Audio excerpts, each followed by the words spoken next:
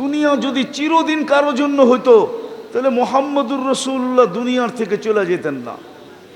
আপনি মুহাম্মদুর রাসূলুল্লাহ চিনেনই না। চিনেন? না, চিনি না। যদি চিনতাম তাহলে যুবকরা নেটে দেখা চুল কাটতো না। জিজ্ঞাসা করেন, অধিকাংশ যুবক 80% যুবক চুল কাটে নেটে ডিজাইন দেখা, বরং 90% বলা যায় যুবকরা চুল কাটে নেটে ডিজাইন দেখা। জিজ্ঞাসা করেন,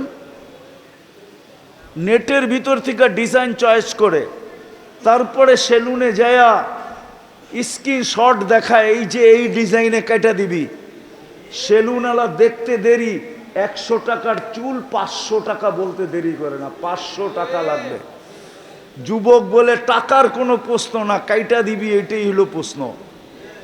আর ঈদের সময় তো 1000 টাকা দিয়ে কাটায়। জিজ্ঞাসা করেন, 5 ঘন্টা সিরিয়ালে বসা তারপরে চুল কাটায়। জিজ্ঞাসা করেন, যদি নবীকে চিনতো তাহলে কোনোদিন নেটে দেখে চুল কাটতো না।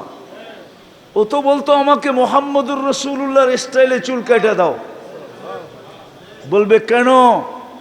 বলছে চুল কাটলে প্রত্যেক চুলের বিনিময়ে সওয়াব পাবো, আর কিয়ামতের দিন দেখা হইতে দেরি, হাত পাততে দেরি করব না। বলছে কি হাত পাতবে? বলে দেখতে দেখতে দেরি, হাত পাততে দেরি করব না। আপনার স্টাইলে সারা জীবনে চুল কেটে আসছি, কি দিবেন দেন জলদি। হাত পাতার সুযোগ হইতো, নবী তো চিনি না, অথচ চোখের পানি তো ঝরাইছেন সারা জীবন আমাদের জন্য। 23 বৎসরে চোখের পানি থামে নাই কোনোদিন। আমার কাছে প্রমাণ আছে। জিবরিল মিকাইল জিজ্ঞাসা করছে, মা জালা আরা কাতাবকি, যখনই দেখি কাঁদেন কেন? বলছে উম্মতের জন্য চোখের পানি। 23 বৎসর চোখের পানি থামে নাই। যেদিন দুনিয়ার থেকে চলে যাইতেছেন, দুনিয়ার থেকে বিদায় নিতেছেন, ওই মুহূর্তে পর্যন্ত চোখে পানি ছিল। অথচ জিবরিল সুসংবাদ দিছেন আপনি রফিকে আলার কাছে চলে যাবেন। আল্লাহ আপনার জন্য অপেক্ষমান। উর্দু জগতে খুশির বন্যা চলতেছে, বন্যা। বন্ধু আজকে চিরদিনের জন্য বন্ধুর কাছে চলে যাবে, কিন্তু বন্ধুর চোখে পানি। জিজ্ঞাসা করছে এখন কাঁদেন কেন? বলছে ফামান লিবাদিলি উম্মতি, আমার পরে আমার উম্মতকে কে দেখা রাখবে? আমি না বুঝতে পারলাম না, কাউকে বুঝাইতে পারলাম। উম্মতকে কে দেখা রাখবে? উম্মতের জন্য চোখে পানি। এখনো কবরে উম্মতের জন্য চোখে পানি, এখনো কাঁদেন। আবুলাই সামরকান্দি রহমতুল্লাহ আলাইহি লেখছেন, কবর থেকে উঠবেন কিয়ামতের দিন, ওয়াহুয়া ইয়াবকি ওয়া ইয়াকুল, চোখে পানি থাকবে আর বলতে থাকবেন আইনা উম্মতি জিবরিল। ময়দান তো পুরা খালি, কাউকেও তো কোথাও দেখা যায় না, আমার উম্মত কোথায়? উম্মত তো জিবরিল সান্ত্বনা দিবে, বলবে মা শাক্কাল আরদা আহাদুন ইল্লা আনতা, আপনি ব্যতীত জমিনের উপরে কেউ ওঠে নাই, কোনো মানুষই ওঠে নাই, কোনো উম্মতই ওঠে নাই, আপনার উম্মতও ওঠে নাই। আপনাকে প্রথম উঠানো হলো, আপনি শান্ত হন। উম্মত এখনো আছে, হারায়া যায় নাই, আপনার আগে চলে যায় নাই, তারপরে শান্ত হবে। যে কবর থেকে কাঁদতে কাঁদতে উঠবে। জানি না চেয়ারম্যান সাহেব রাগ হয়ে যায় কিনা। আমার সমাজ তো একটা ইউনিয়ন পরিষদের চেয়ার পাওয়ার জন্য মরতে রাজি, মারতে রাজি। না সত্য না? হ্যাঁ, বুকের তাজা রক্ত ঢালতে রাজি, ছোট বাচ্চাদেরকে বিধবা করতে রাজি, এতিম করতে রাজি, নববধূকে বিধবা করতে রাজি। অথচ আপনার আমার নবী তো কিয়ামতের দিন আল্লাহর পাশে মাকামে মাহমুদ পাবেন। চিনেন মাকামে মাহমুদ? কিন্তু ওই চেয়ারে তো বসবেন না। ওলামা বলক বসবে কিনা? ওই চেয়ারে তো বসবেন না, দাঁড়ায়া হাত রেখা দাঁড়ায়া থাকবেন। আল্লাহ বলবে বসেন, বলবে আমি যদি বসি আর চেয়ার যদি আমাকে নিয়ে জান্নাতে পৌঁছায় দেয়, তো আমার উম্মতের প্রতিশ্রুতি পুরা হবে কি জোড়া? আমি তো উম্মতের সাথে প্রতিশ্রুতি দিয়ে আসছি, আমি তো আপনার সাথে প্রতিশ্রুতি দিছি। আমি বসবো না, দাঁড়ায় থাকবো। আমি অঙ্গীকার দিয়ে আসছি উম্মতের সাথে, হাউজে কাউসারে আমি সবার আগে যায় পৌঁছবো। উম্মত আসতে দেরি, আমি পানি পান করাইতে দেরি করব না। আমি হাউজে কাউসারে ছুটে যাব।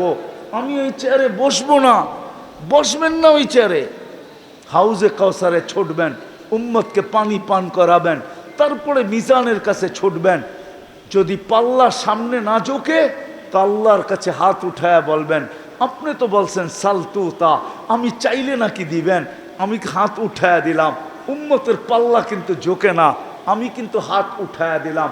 আপনি বলছেন সাফি তু সাফা, সুপারিশ করলে মঞ্জুর করবেন, পাল্লা কিন্তু সামনে ঢোকে না, আমি সুপারিশের হাত উঠায়া দিলাম। আপনি বলছেন আমাকে লজ্জিত করবেন না, পাল্লা কিন্তু সামনে ঢোকে না। যদি না ঝুঁকলো একটু পরেই ঘোষণা হবে খাসিরা ফুলান ইবনু ফুলান, অমুকের ছেলে অমুক, অমুক নবীর উম্মত, সে অসফলতা অর্জন করলো, আমিও লজ্জিত হয়ে যাব। আপনি বলছেন আমাকে লজ্জিত করবেন না, আপনি বলছেন সাউফা ইউতিকা রাব্বুকা ফাতারদা, আমাকে রাজি করে ছাড়বেন, পাল্লা কিন্তু সামনে ঝোঁকে না, আমি কিন্তু আপনার উপরে রাজি হব না না না না না। মিজানের পাশে দৌড়াবেন, ওইখান থেকে আবার যাবেন পুলসেরাতের পাশে। আফসোস তো এইখানেই লাগে। আজকের রাত্র কোন রাত্র বলেন না? জুমার রাত্রি, ঠিক না? আল্লাহর রসুল বলছে জুমার দিন আমার জন্য, জুমার দিন রাত্রে সবচেয়ে বেশি আমার উপরে দুরুদ পড়ো। এইখানে একজনও নাই যে প্রতি শুক্রবারে 200 বার দুরুদ পড়ে। পড়েন? রাগ হয়েন না কিন্তু, পায়ে হাত রাখি, 200 বার পড়েন না? 200 বার বলছিল তো সবচেয়ে বেশি দুরুদ পড়ো আমার উপরে। রাগ হয়েন না, পায়ে হাত রাখি, আপনার বিরুদ্ধে না আমি, আমাকে বিরুদ্ধে মনে করেন না, আমি কাউকে খোঁচা দিতে আসি নাই, পায়ে হাত রেখা বলতেছি। 200 বার দুরুদ পড়েন না শুক্রবারে? হায় হায় হায় হায়। উম্মত পুলসেরাতের পাশে ছুটা যাবেন, উম্মত পার হইতে না পারলে দুরুদের গাঠটি মাথায় দিয়া পার করায় দিবেন। এই জন্যই তো বলছিলেন আমার উপরে দুরুদ পড়ো। ফয়সা যখন যাবে তো দৌড়াবেন, দুরুদের গাঠটি নিয়ে আইসা মাথায় দিয়া পার করায় দিবেন। 3 জায়গায় ছুটতে থাকবেন, 3 জায়গায় কিয়ামতের মাঠে, আর চিৎকার দিতে থাকবেন। কোন নবী চিৎকার দিবে না উম্মতি বইলা, এমনকি মার কথাও বলবে না। আল্লাহ রসুল বলছে কান্নি আন্দুরু মুসা, আমি কিয়ামতের দৃশ্য দেখতেছি মুসা আলাইহিস ইসলামের মতো নবী, মুতালাফফিফুন বি উমুদিল আরশ, আরশের খুঁটি দ্বারা চিৎকার দিতেছে আর বলতেছে রব্বি লা আসআলুকা উম্মি, আজকে মাকে চাই না, ওয়ালা উখতি, আমার বোনকেও চাই না, আসআলুকা নফসি, আমাকে বাঁচান। অথচ আপনার নবী, আমার নবী হাসান হোসাইনের কথা বলবে না, ফাতেমার কথা বলবে না, আলীর কথা বলবে না, পাঞ্চেতনের কথা বলবে না, নিজের ফ্যামিলির কথা বলবে না, বলবে উম্মতি উম্মতি উম্মতি উম্মতি উম্মতি, আল্লাহ আমার উম্মত বাঁচান, উম্মত। অথচ হাসান হোসাইন কলিজার টুকরা, আমরা রসুলও চিনি না। যদি চিনতাম তাহলে একটা দেখাইলাম, আমার সমাজের যুবক কোনোদিন নেটে দেখা চুল কাটতো না। বলো যুবক, এই চুলের স্টাইল কাদের? কাদের স্টাইল যেটা তোমাদের মাথায় চুল কাটা? বলো কার স্টাইলের চুল কাটা? আরে বলো না কার? হ্যাঁ, আমাকে তো চিনাইতে হবে না।